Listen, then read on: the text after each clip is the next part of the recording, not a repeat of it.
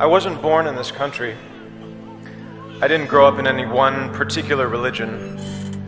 I have a mixed race background, and I'm gay.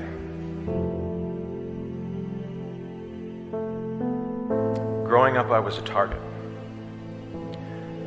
Speaking the right way, standing the right way, holding your wrist the right way. Every day was a test, and there were 1,000 ways to fail. 1,000 ways to betray yourself, to not live up to someone else's standard of what was acceptable, of what was normal. And when you failed the test, which was guaranteed, there was a price to pay. Emotional, psychological, physical. And like many of you, I paid that price. More than once, in a variety of ways. Like many of you here tonight, I grew up in what I would call survival mode. When you're in survival mode, your focus is on getting through the day in one piece. And when you're in that mode at 5, at 10, at 15, there isn't a lot of space for words like community, for words like us and we. There's only space for I and me. In fact, words like us and we not only sounded foreign to me at 5 and 10 and 15, they sounded like a lie. Because if us and we really existed, if there was really someone out there watching and listening and caring, then I would have been rescued by now.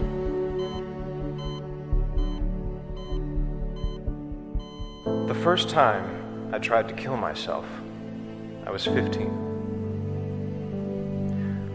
I waited until my family went away for the weekend, and I was alone in the house, and I swallowed a bottle of pills. I don't remember what happened over the next couple of days, but I'm pretty sure come Monday morning, I was on the bus back to school, pretending everything was fine.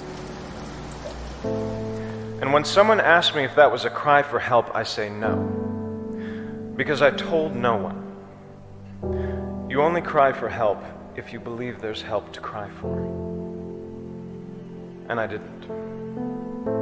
I wanted out. I wanted gone. At 15. I and me can be a lonely place, and it will only get you so far. That feeling of being singular and different and alone carried over into my 20s and into my 30s. When I was 33, I started working on a TV show that was successful not only here in the States but also abroad, which meant over the next 4 years I was traveling to Asia, to the Middle East, to Europe, and everywhere in between.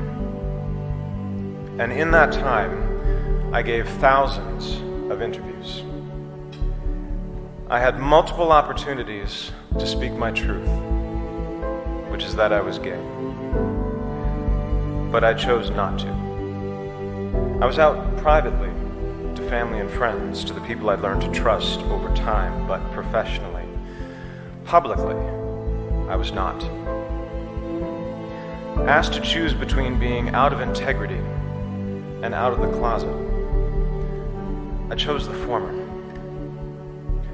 I chose to lie. I chose to dissemble. Because when I thought about the possibility of coming out, about how that might impact me and the career I'd worked so hard for, I was filled with fear. Fear and anger, and a stubborn resistance that had built up over many years. When I thought about that kid somewhere out there who might be inspired or moved by me taking a stand and speaking my truth, my mental response was consistently, no thank you. I thought, I've spent over a decade building this career, alone, by myself. And from a certain point of view, it's all I have.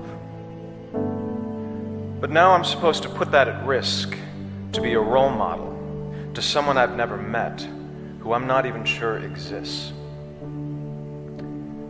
That didn't make any sense to me. that did not resonate at the time.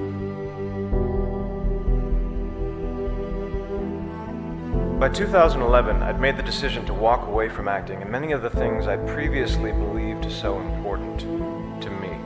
And after I'd given up the scripts and the sets which I dreamed of as a child, and the resulting attention and scrutiny which I had not dreamed of as a child, the only thing I was left with was what I had when I started. I and me. And it was not enough.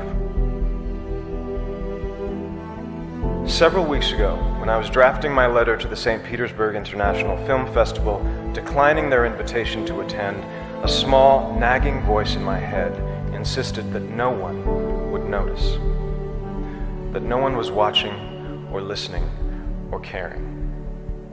But this time, finally, I knew that voice was wrong. I thought, if even one person notices, this letter, in which I speak my truth and integrate my small story into a much larger and more important one, is worth sending.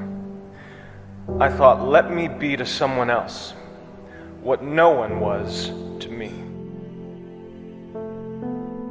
Let me send a message to that kid, maybe in America, maybe someplace far overseas, maybe somewhere deep inside, a kid who's being targeted at home or at school or in the streets, that someone is watching and listening and caring. That there is an us, that there is a we, and that kid or teenager or adult is loved.